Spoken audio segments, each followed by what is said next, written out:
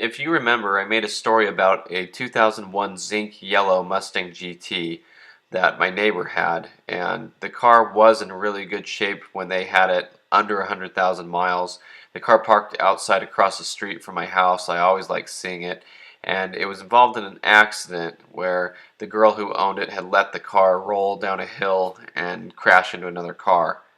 It was really hard for me to watch this happen because I loved the car so much, and I worried that the car was going to get salvaged out because that kind of damage on a car this old is still quite a bit, and it costs a lot to fix a quarter panel like that and everything.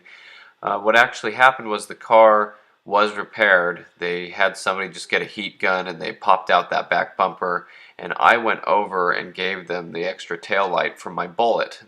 I had it left over from a new set that my brother had got me, and they were pitting on the inside, the old ones, but they still worked, so I gave them that, and it looks darker on the inside because the reflective chrome is pitting. So the car was fixed, and then I saw it around town for a little while, and then the car was listed on Facebook with even more extensive damage. It had been hit on the passenger side really bad. Like, it was crunched real bad. Somebody was selling the car for $1,000.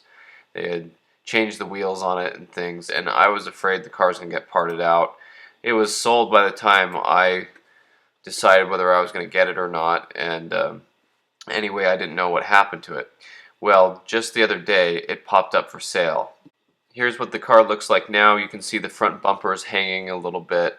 It has some black Terminator wheels on it. The paint job's in worse shape.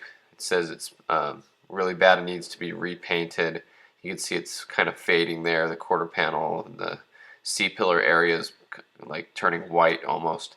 But the guy said he got it in on trade, so he's selling it for $2,000. So the car most likely has a salvage title from all the accidents it's been in. And if you look closely on the right there, you'll see it still has my Bullet's old taillight in it that's darkening and pitting. And at first when I saw this car, I didn't recognize it. I just thought it was some yellow GT, and then I noticed it had a door on the right side that had been replaced, and I started putting it together, and I realized, oh, this is that same GT. It had been totaled on the side. It still had the Bullet's taillight in it.